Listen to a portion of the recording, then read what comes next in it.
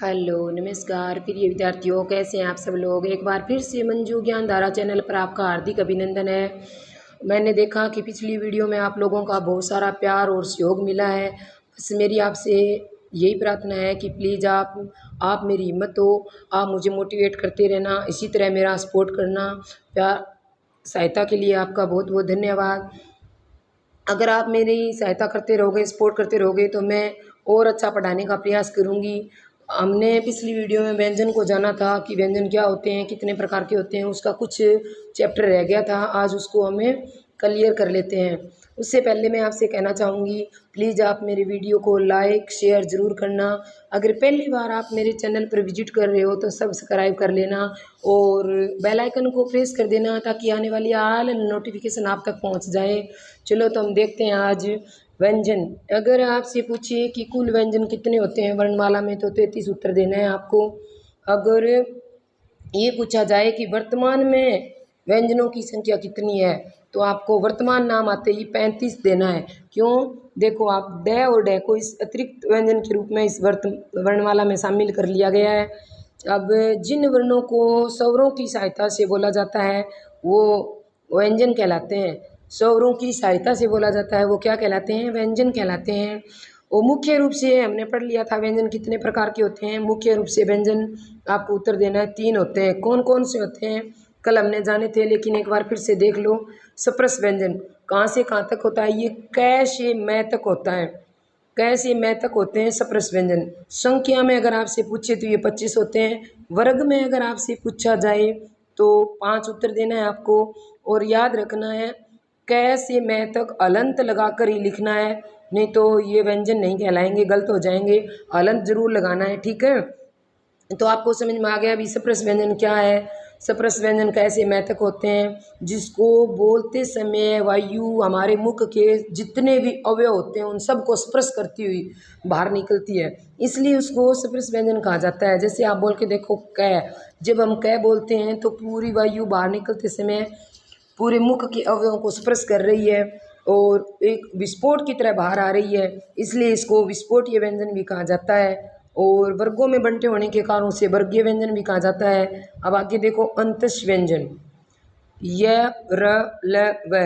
अगर आपको संख्या में पूछे तो ये 4 होते हैं। दूसरा नाम अगर इसका पूछे तो इष्ट व्यंजन भी कहलाते हैं। इसमें क्या होता है, ये स्वरों की तरह बोले जाते हैं। बोलते समय जब इसका उच्चारण हम करते हैं ना, तो मुख वायु में किसी प्रकार की कोई रुकावट नहीं होती है, इसीलिए उसको यंतस व्यंजन कहा गया है। अब आगे है उष्म व्यंजन। उष्म का क्या अर्थ होता है? उष्म का अर्थ होता है गर्म, घर्षण। जब इनका हम उच्चारण करते हैं, ये भी संख्या में 4 होते हैं, श है। और इनका दूसरा नाम होता है संघर्षी व्यंजन। क्यों होता है? जब हम इनका उच्चारण करते हैं तो हमारे मुख से जो वायु निकलती है वो घर्षण करती हुई गर्म वायु संघर्ष के साथ निकलती है, इसलिए उसको उष्म या संघर्षीय व्यंजन कहा गया है। अब आगे समास वायु के आधार पर व्यंजन। समास वायु के आधार पर बोल दो या प्राण वायु के आधार पर बोल दो, एक ही बात है। चाहे तो आप श्वास वायु के आधार पर बोल दो या प्राणतव के आधार पर बोल दो। ये होते हैं 2 प्रकार के। कितने प्रकार के होते हैं? 2 प्रकार के होते हैं। देखो कौन कौन से। एक होता है अलप प्राण। अलप प्राण किसे कहते हैं? जिन वर्णों को बोलते समय कम वायु का प्रयोग होता हो। अब अलप का मतलब क्या होता है? अलप यानी थोड़ा, और कम का मतलब क्या होता है? थोड़ा। तो आपको याद रखना है भी अलप प्राण किसे कहते हैं? जिन वर्णों का हम उच्चारण करते हैं उस बोलते समय हमारे मुख से कम वायु निकलती हो, कम वायु का प्रयोग करते हैं, उसको बोलते हैं अलप प्राण। तो आप इसको ऐसे मिलान करके याद रख लेना, अलप यानी कम और कम यानी थोड़ा या कम, दोनों इसको मिलान करके आप पढ़ लेना। अब इसमें आते कौन कौन से हैं आपको देखना है। प्रत्येक वर्ग का पहला, तीसरा और 5वां वर्ण और सभी स्वर आएंगे और य र ल व आएंगे। अब आप कहोगे कि भी इसको याद कैसे रखें, तो ये मैंने बना के रखा है। देखो क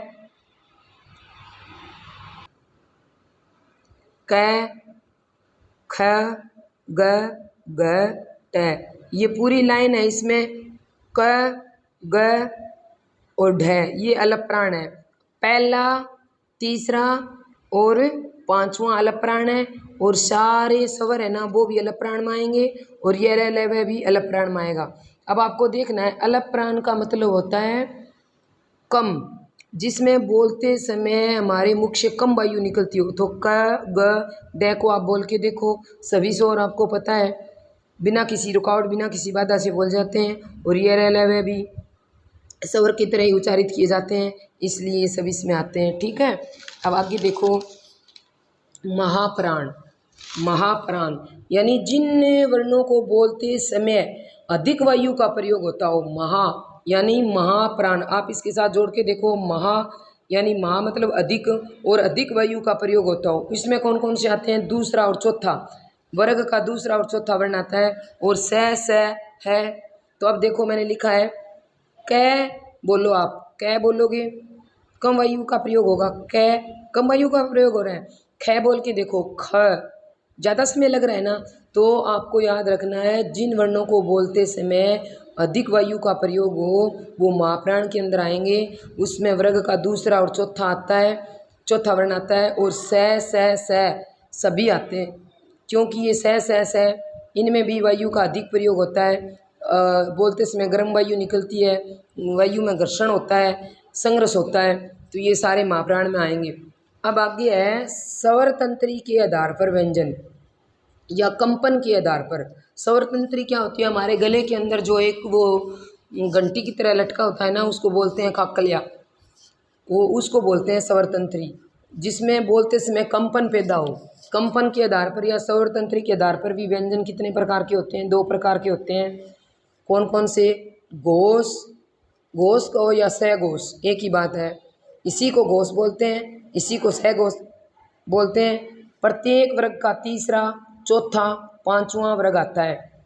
आपको पहले 2 अक्षर छोड़ने हैं, क और ख। हर लाइन में पहला अक्षर छोड़ना है, बाकी 3 जो बच्चे वो किस में आएंगे? घोष या सघोष में आएंगे। पीछे चले जाएंगे, सघोष या घोष।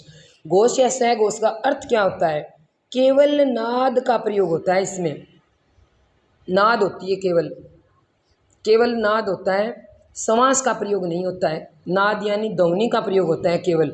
सभी सारे जो जितने भी स्वर हैं इसमें आएंगे, य रे ल व है, अंतस व्यंजन और है भी इसी में आएगा। अब देखो घोष या सघोष केवल नाद का प्रयोग होता है। प्रत्येक वर्ग का तीसरा, चौथा, पांचवा वह सभी स्वर आते हैं। य रे ल व है आता है। और अब है ए घोष। ए घोष में क्या आएगा? वर्ग का, ये देखो मैंने लिख रखे हैं क ख च छ ट ढ त थ प फ। ये वर्ग के पहले पहले अक्षर, पहले दूसरे अक्षर आएंगे। पहला दूसरा वर्ग व स सारे। अब आपको पूछे कि ए घोष में कौन कौन से आएंगे, तो पहला दूसरा वर्ग का पहला दूसरा अक्षर और स सभी आएंगे। और इसमें बोलते समय नाद का प्रयोग नहीं, श्वास का प्रयोग होगा। ठीक है, अब आप इस प्रकार एक सारणी बना लेना, देखना। पहले सारे वर्ग लिख लेना, क ख ग घ अंग, च छ ज झ ञ, ट ठ ढ ढ अण, और त थ द ध न, प फ व भ म। तो अब आपको लिख लेना है पहली लाइन अलप प्राण, फिर दूसरी महाप्राण, फिर आगे तीसरा अक्षर अलप प्राण, फिर चौथा महाप्राण, फिर पांचवें तो अलप प्राण ही होते हैं सारे। जो वर्ग के अंतिम वर्ण होते हैं ना, अंग, इ, अण, न, म, ये अलप प्राण में आते हैं हमेशा। ठीक है, तो इस तरह आप याद रखना। अब आपको पूछे क अलप प्राण है तो इसका महाप्राण कौन होगा? ख होगा। ऐसे ग महाप्राण है तो इसका अलप प्राण ग होगा।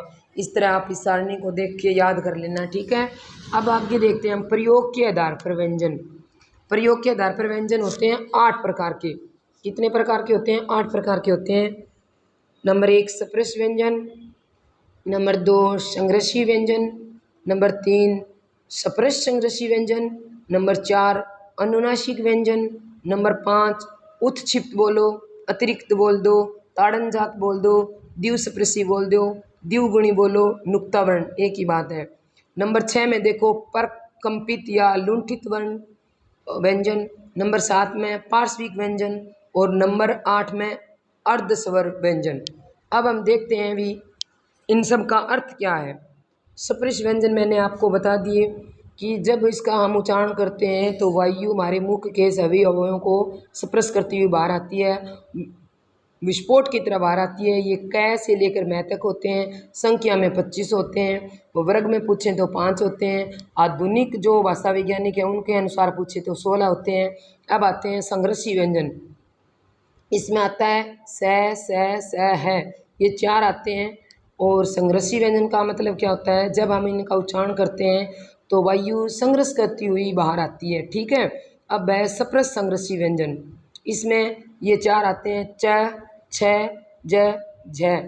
संघर्ष के साथ वायु सप्रस और करती है। जब हम इनका उच्चारण करते हैं तो संघर्ष तो होता ही होता है, वायु सप्रस करती हुई बाहर आती है। अनुनासिक व्यंजन।